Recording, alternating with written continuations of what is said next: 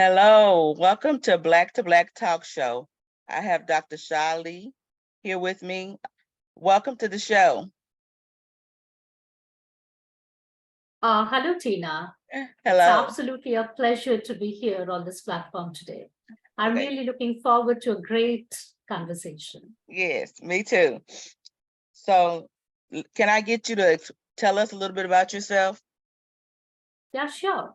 So, I'm from India, Professor Dr. Shauli Mukherjee. So it has almost been 23 years that I have been associated with the sector of education. Well, in this long journey of 23 years, I have been the principal as well as the founder principal of some of the reputed international schools in India, some of which had actually been founded by me.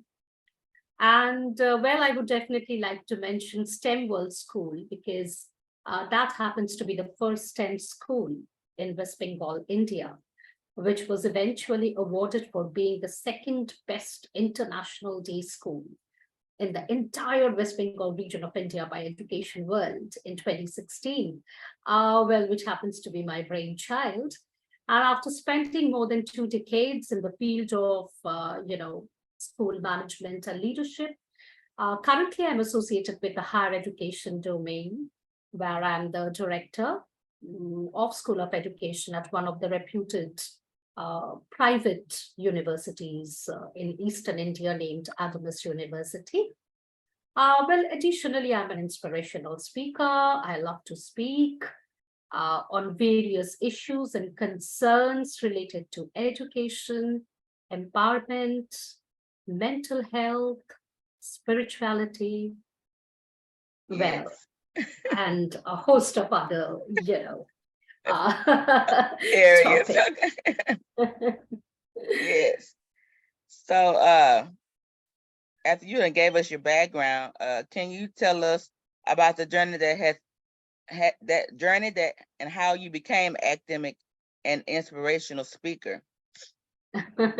So, see, I would be very honest with you, Tina. I never wanted to be a speaker per se. So that was not, a very conscious desire on my part. It happened very, very naturally.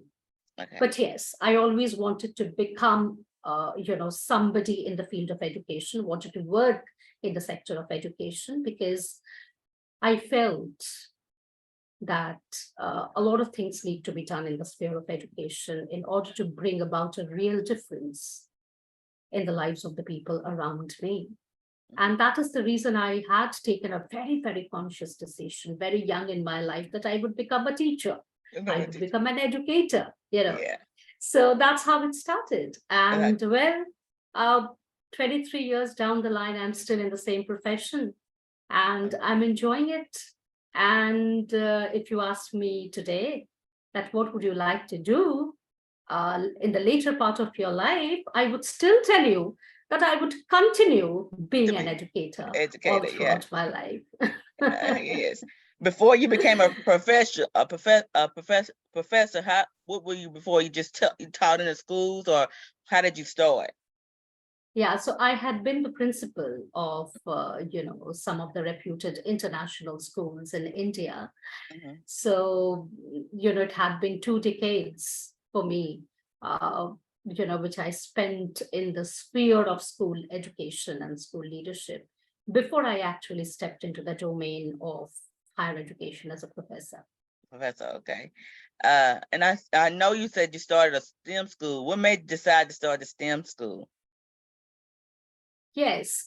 So when I say it was the first STEM school in West Bengal, you see, it comes with a very, very different approach. We all know that STEM stands for STEM, science, technology, engineering, and maths. But at that school, the approach was STEAM rather than STEM, with an addition of the letter A, which stands for arts and humanities. So it was science, tech, engineering, mathematics, coupled with arts and humanities. Okay. So it was, in short, it was a kind of an interdisciplinary approach towards teaching and learning, a kind of a methodology which promoted a lot of happiness, a lot of activity oriented teaching methodology, a lot of I would say a kind of an approach which involved the students to work with the 3H, that is the head, Yeah. the heart, and the hands. Yes. Okay. I like that. I like that. That's cute. Okay. So can you share some insights into the accomplishments of as a founder principal of the first STEM school? I know you kind of told us what made you decide to actually start it though? Like, was there something going on, or it's just something that you have a passion for? Yes. So, well, that's a long story. As I told you that I always wanted to be in the sphere of education, and I always wanted to do something creative and innovative in the field of education. But having said so, during the initial days of my journey as an educator, I was not that happy. I was not that satisfied with the way education was delivered. That one size fits all educational paradigm, teaching the children in the same way, in the same manner, the same thing, and preferably on the same day, that never ever, resonated with me. So I always thought that each and every child is born as a unique being with a unique blueprint. Each and every child has a unique creativity and a unique innovative spark about him or her. So in that sense, why should that child be taught in the same manner? So that was a kind of a question that was, troubling me. And that was a kind of a very big trigger for me. And I kept on thinking, and I thought that, we all needed a solution to this. We all need to come together. The educators, the educational policymakers, we all need to come together in order to reimagine the kind of education that we think would be the best fit for the 21st century learners. So that was perhaps the starting point. Where I, started thinking about something, a kind of a system, a kind of an educational system, which would be a sort of, different kind of a system, which would give more importance to the happiness and passion of the children, rather than emphasizing on the part of memorizing and, always getting right with the facts. So that was perhaps the starting point of my journey. And, it took shape as the first STEM school in West Bengal. After 5 to 6 years down the line, when I could actually manage to create a kind of a school with a lot of difference. Okay, that sounds good. So I was gonna ask you now. I want to ask you, what are some of the key subjects which you educate space that you specialize in? So not just in STEM, but in other things like that you do now. What do you specialize in? So as of now, since right now I'm the professor and director of School of Education at one of the premier universities in Eastern India. So our school specializes in teacher education. Our school specializes in teacher training. So now, our students are, grown-ups, and they come to us in order to do their bachelor's and their master's and their PhDs in education. But there is one thing which is very, very common, and that they all have a passion for education. So most of them would like to become, teachers in schools. Others would like to pursue higher education and do some sort of research in the field of education. Others would perhaps would like to become teacher educators and would like to train a lot of teachers. So, the common point is that they're all passionate about education. And these are the main domains that we specialize in. Specialize. Okay.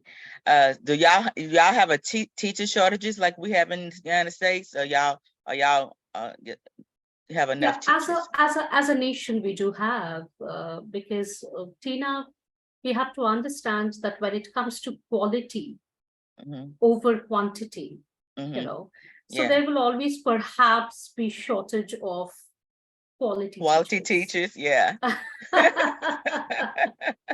Yeah, we have plenty of teachers, but quality teachers is what we need. Yes. So I know I've had a passion for like wanting to educate our kids on STEM. I'm not a teacher, but I thought how important that was to give them that extra education, because all the subject matters is they'll use down the line. It's not just something that they'll learn in school and never use again, because they'll use it eventually at some point in time. So I always want to STEM to be, we have that in the United States, but I say we need more of it, but that's me. Okay, as a thought leader, what are your thoughts on the future of education, especially considering recent global events and advancement in technology?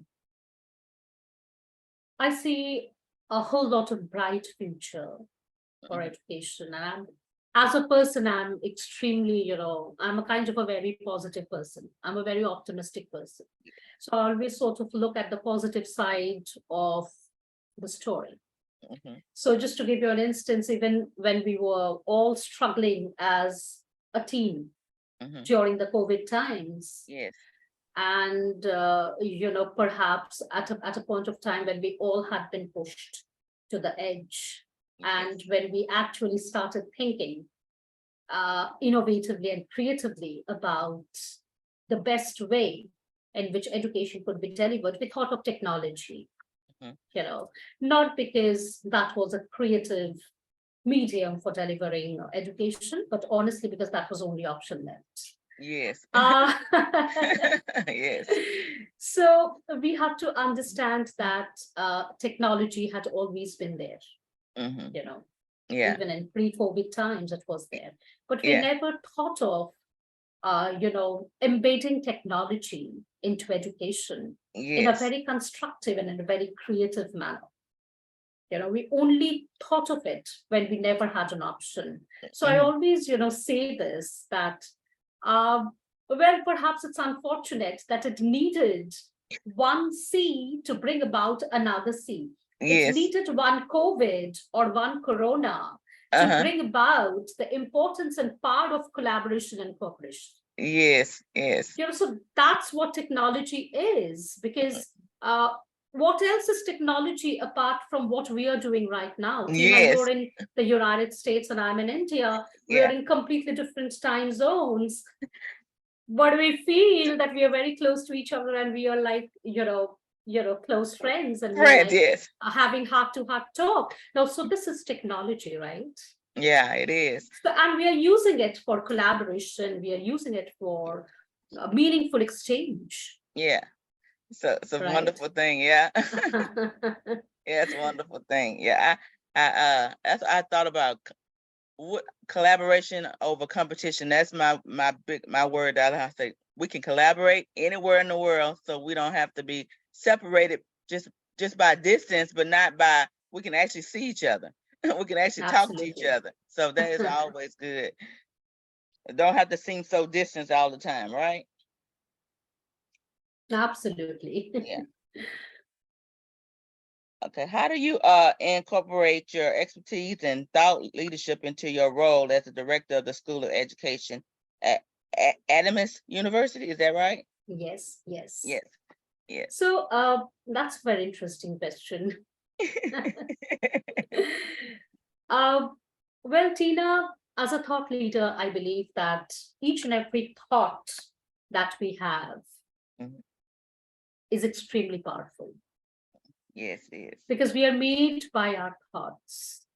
And we all know by now, with our maybe limited knowledge of neuroscience, that with each and every thought that we have, it creates a different kind of a frequency. in us. Mm-hmm. Our cells get vibrated in that particular frequency. So if you think positive, I'm not saying that if you think positive things will happen in your life. It may not happen. Yeah. But at least your mindset will be positive. Yeah. And when you approach a lot of things in your life with a very, very positive mindset, even if things are not going that great around you, your reaction to whatever is happening around you would be positive. Yes. And that is a reward in itself, right? Yeah, it is. Now, so this is something which is so very important in the field of education, you see. Mm-hmm. Because education is the manifestation of perfection that is already there in us, all right? Yes. So we have to understand that we cannot, by the name of education, we are not actually trying to fill up an empty vessel. No, that vessel is already full. Yes. What we can only do is we can just remove the dirt. Mm-hmm. We can just uncover what's inside. so that so that the best self can come forward. That's all that we can do as educators. Mm-hmm. Yes. We are not here to transfer knowledge and content from one person to the next. That's not our role. In fact, teaching is one of the most sophisticated and one of the most creative professions in the world, which helps the young learner to evolve into their very best and their very authentic version of themselves. Yes. That's what education is all about, and thoughts play a huge role in that. Yeah, it is. Yeah, it does. So, because without our thoughts, who are we? I mean, because we think as we think, we do. So, I mean, if you think of something, you actually, if you take out and do it, that comes from the thoughts that you have inside. So, yeah, thoughts are very important. Can you discuss any significant research or innovation practice that you have been involved in? Well, I think that, I have always been fascinated by the working of our brain, and I have always been fascinated by the working of our minds as well. Mm-hmm. So, education, a lot of people used to believe that, it's formal education.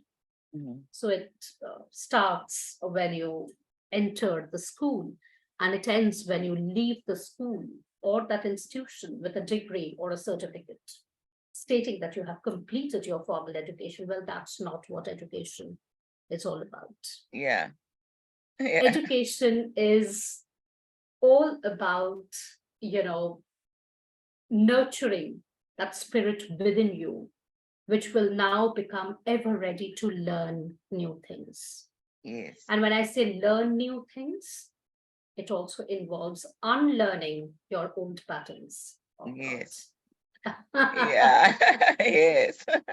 Yeah. Which I'm surely, I confirm the fact that's very difficult. Yeah. It's very difficult. It's very challenging to unlearn. It's easy to learn something. It's very difficult to unlearn. Yes, I agree. And it's even difficult to relearn. But you see, learning, unlearning, and relearning is a kind of a chain. It's a kind of a pattern, which we all need to have in our lives. Yes. No matter in whatever profession you're in, even if you consider yourself the kind of a profession that you're in, each and every day you have to learn new things.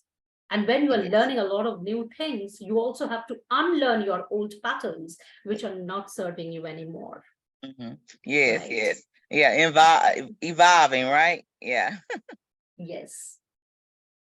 Okay, let's see. When you, I know you said you're inspirational, motivational speaker as well, or an inspirational speaker. Yeah, I think though both are not synonymous, but I think both inspiration and motivation, both of these things, they have a lot of things in common, Yeah. So yes, I do a lot of motivational speaking as well as inspirational speaking. Yeah, because you're a positive person, so that suits you well. Uh, is there any well, how do you motivate your educators and your inspire your educators and your and students to strive to excellence in their respective fields? That's a really good question. Mhm. I think motivation is something which is required in this field much more, because I don't know whether a lot of people would believe in this, but Mhm. teaching is a very, very challenging profession, very challenging profession, Yes. because you have to wear multiple hats, as a Mhm. teacher or as an educator. You are Yeah. the parent, Yeah. you are the teacher, you are the counselor, you are the administrator, you are the go-to person. I mean, you are a lot of roles molded into one, Yes. and it's quite challenging. It's quite challenging. Yeah. So, and you have a lot of children in your class who are all different from each other, Yes. right? Yeah. So it's quite challenging. It's exciting, but it's challenging as well. Yeah. And hence, educators and teachers, they need a lot of motivation to Mhm. continue doing the right kind of thing that they should be doing. So Yes. motivation is very, very important for them. So now, when we speak about motivation, there are two things. One is definitely extrinsic motivation, the kind of motivation that you derive from outside. And there is also something called intrinsic motivation, which comes from within you, right? Mhm. Yeah. I believe that you cannot stick for a very long time in the field of education if you are not an intrinsic Okay. if you're not that kind of a person who is intrinsically motivated, Mhm. because the external triggers for motivation, like your pay hike or the rewards or the praises or the applauds Yes. and the accolades, they will come occasionally to you. Yeah. Okay, but then the intrinsic motivation of touching, inspiring, and impacting somebody's life, Yes. it is something which comes from within. So if you Yeah. would really like to do that, you will do it. Yeah. Yeah. You're doing it at all costs. I mean, because some of the teachers buy school supplies that they don't really have to do, but they buy the extra stuff for their kids. You gotta love what you're doing to do all those extra things. So, and actually be in those kids' life, because you're in their lives the whole school year, and then sometimes after school you're still involved in their life. So you have to really love that. So I love that part you had to say. You have to love them. You have to want it from, love it from here. I mean, got to come from inside as well. So I get that point, because I subbed before. Uh, uh, I did substitute a couple of times, but then I went on to do nursing. So I didn't stay in Mhm. the school, but I still love the kids though. Yeah. Can you share some valuable lessons you learned throughout your career that has contributed to your success? I have learned one thing, Tina, which has actually stayed on with me. And that is, in order to stick to anything for a very long time, you need passion. Yeah. Without passion, you cannot continue. And along with that, there has to be a very, very clear sense of purpose. So for each and everything that you do, I think, see, I do it. I do it almost every single day. I ask myself a very simple, yet a very, very important question. Why? Yeah. So why am I doing what am I doing? That's a very, very important question, which I keep on asking myself till date. Mm-hmm. You know. So if your why is clear, your what and how will follow. You Yes. need not be concerned about what to do and how to do if your why is clear. So your Yes. intention is very, very important. Why you want to do something, that is very important for you. Mm-hmm. Yeah, it is very important. Yeah. So let me ask you. So what, since you said something about your why, what is your why? Why did you get into education? What is your why? My single most why is to touch and to inspire and to impact the lives of many people around me through the ennobling power of education.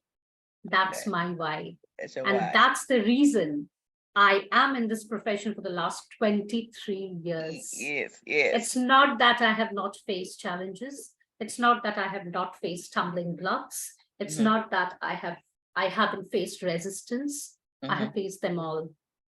But Okay. in spite of that, I have decided to be on this path only because of my why. Okay. Let's see.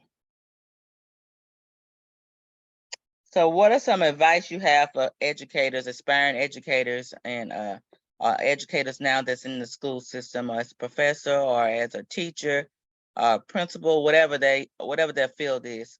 What kind of advice could you give them? Something inspiring or Uh-huh. Yes, I would definitely like to mention that uh, if you would like to be considered as a 21st century educator, well, you must have a beginner's mindset. A beginner's mindset is that kind of a mindset which is eager to learn from everyone around you and from everything around you. You must have that beginner's mindset. It does not matter how much of degrees you have, how much qualifications you have achieved, but you still need to have that beginner's mindset, even after perhaps completing 30, 35, 40 years in that educational career. You still need to have that beginner's mindset each and every single day.